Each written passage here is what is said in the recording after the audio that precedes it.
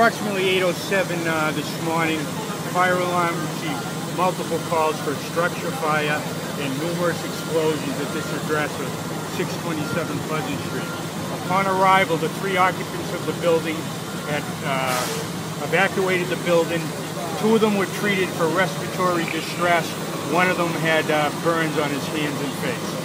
The building was at that time fully involved. We had heavy fire on all floors, as well as the structural stability of the building was in question.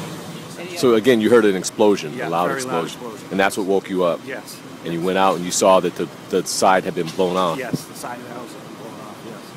What's your name?